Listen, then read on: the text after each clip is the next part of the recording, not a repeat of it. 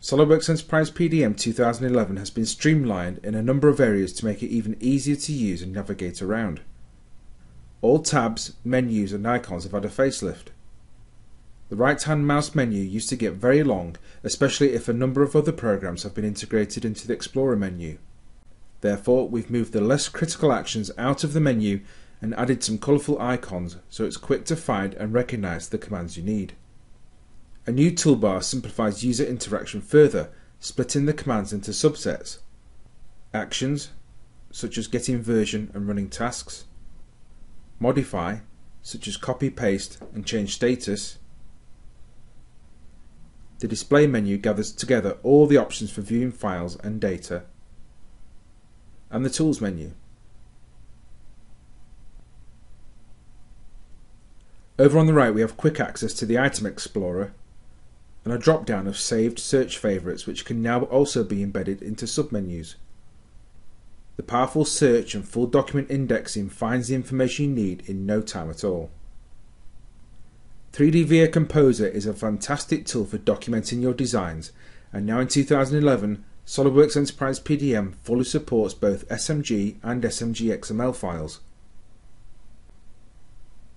You can see in the preview that we have the full functionality of 3D VIA Composer Viewer, so playing animations and interrogating the documentation can be done right from the preview pane.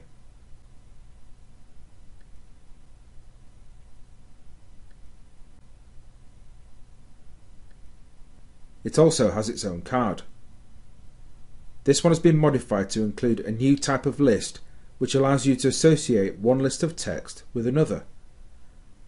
These can be people's initials or perhaps material codes that also need a full text representation as well. So as we change this drop down, the initials field changes as well. As parts and assemblies are up-issued, unused versions can be automatically archived using cold storage to reduce the data on your file servers. Previously it was not possible to get this data back. Now it's possible to not only get it back, but get it back fast, and can be done by any user with permissions, providing access to old versions and full traceability. Once you finish with it and you get the latest version again, those old versions will stay until the next cold storage cycle runs again, at which time they will be archived off. In the last release we introduced tasks as a way of batch processing on a server. The first two we introduced were file conversion and printing. In 2011 we've included the SolidWorks Design Checker. So whether you run the task manually or trigger it from a workflow transition, documents can be automatically checked to ensure they comply with company standards. Working with suppliers on projects can be streamlined by giving them web access to specific folders in the vault with check-in, check-out and viewing capabilities. But sometimes files may be received on disk or over FTP, and these can be added to your project by simply copying and pasting them into the vault. SolidWorks Enterprise PDM checks the files are complete and can automatically find and add any missing files, or lets you replace them with existing files in the vault. You must first select a folder where you want the files to be added, and the file will be copied from the disk.